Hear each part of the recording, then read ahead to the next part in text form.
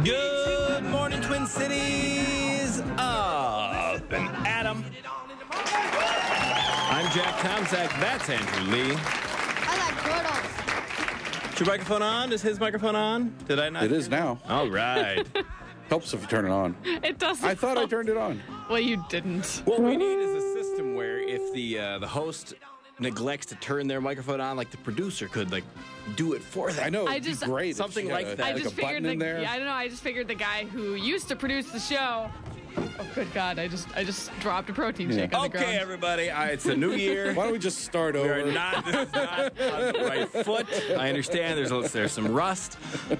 Andrew, we both had some vacations. Lump, you clearly must have had some time off because you're a mess today. I think our New Year's resolution is to do lots more drugs. Mm-hmm. Yeah. So, Lump, you Come into the show completely inebriated. You actually didn't have any time off, so thanks for keeping things together while Andrew and I tried to collect our sanity away from the show. How'd it work? You're welcome. I didn't. I would like to. I'd like to thank the listeners, the management here at iHeartMedia, Twin Cities. I guess what it's called.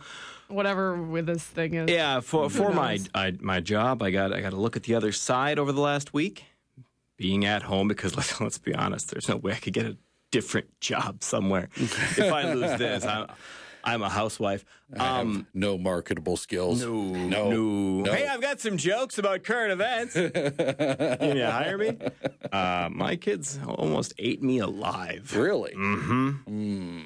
Very Too much time at home? Oh. Too much time around the kids? Well, we had a nanny at some point for the little one. Right. And the wife said, how about in the time off, we re-employ her for a few days? I was like, well, why? You're off work too. We'll be fine. Two parents, two kids. Yeah. That's the time when you don't need a nanny. And my wife went into work. Smart lady. I put it on Instagram. I put it on Instagram, a picture of my little boy. He is 17, 18 months in winter gear, hat, mittens, jacket, boots, snow pants. He's adorable. Took me 20 minutes to get that clothing on him. Sure. The hardest thing I've ever had to do in my entire life. And as I'm struggling, he's like a log, yeah, with like attached to like some strings and more logs, controlled by a puppet master that I can't see. What they need on the big winter clothing is like handles, Right. you know, for the toddlers. Handles on the back so you can just kind of carry them like a satchel. Yeah, they're called hoods. So I'm putting Hug Nugget is at the point where she can put her own winter clothing on, and I'm putting everything on the young Indiana, and he's ready to go. I'm like, oh, because I was at the breaking point, right? But he was together, and then he turns around and he's missing a glove. It couldn't get any worse until he kind of trips, reaches out, grabs my man bag, falls over. It's like, I'm either gonna kill somebody or laugh. I went with laughter. Wise choice. And that was I remember when early on in the vacation. When my kids were little, when we were living in Indiana, and wintertime would come around, and they'd want to go sledding or they'd want to go do, and you would spend 40 minutes putting the clothes on, getting them ready, yeah, and then you'd be out there for 15 minutes and be like, we're bored. Yep. Or, can we go home now? No. You are getting at least the equal amount of time as it took to get you ready. Enjoyment out of this. With just Hug Nugget out to the side yard, and we spent a half an hour putting clothes on. Yeah. We went down the hill twice. My hand got snow on it. Back in we went. I'm cold. Mm-hmm. Yeah. If only they knew. If only they were smart enough to know how little enjoyment they're actually going to get being out there. Yeah. Because it all sounds fun. Right. Yeah. And I wasn't an indoor cat when I was a kid, and I don't want to make my kids into indoor cats. Sure. But come on, being an indoor cat's great. Especially in winter. Right. Yeah. Be an outdoor cat in the summer. Why do we live here? And then they're family and everything. Holidays are not for parents of young kids. They're for young kids and grandparents, and but young, not for the young parents. people. Right. Without kids. Yeah. They're great for them. Yeah. How are your holidays, both of you? Pretty Wonderful. Yeah. I slept a lot. The youngest person on the show, the one that should be out. She fell asleep at like 10 o'clock on New Year's. You didn't go sledding? No, I didn't go sledding. Even I made it to midnight on New Year's Eve. No, I just went to bed. It just wasn't. It's just not worth it. just wanted to sleep. I never get to sleep during the week when I get up so early for the work. So why? Yeah. I'm going to take All advantage right, of it. I've got a name for your podcast, blog, newsletter, vlog. My vlog. Yeah. The youngest curmudgeon.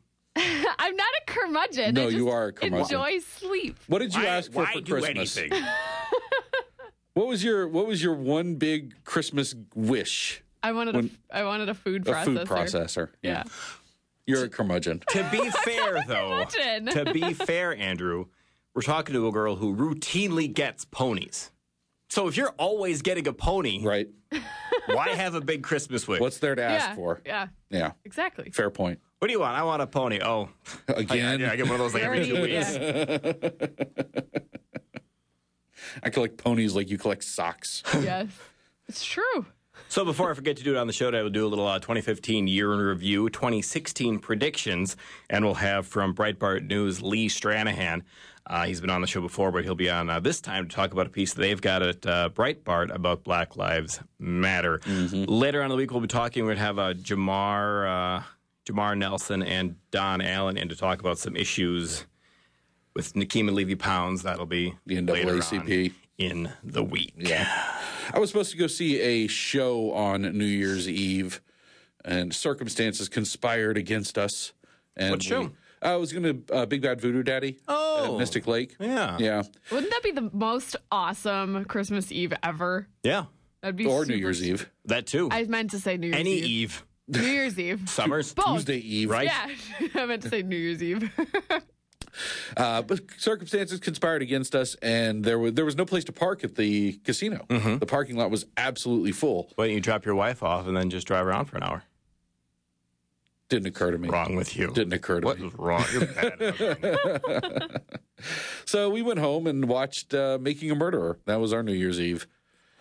Binge watched that over the holiday weekend, the 4-day weekend, which if you haven't watched it yet, I know it's been all a buzz over social media. A lot of people talking about it. Lump, are you aware? I am aware. All right, we're going to get into that.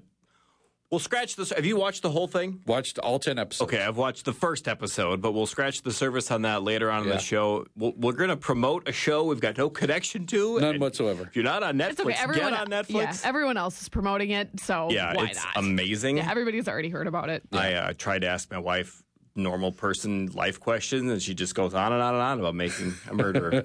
So we'll cover that later on in the show as well. All right, when we return, I'm sure some news has happened in the last week and a half. We'll get to it when we return.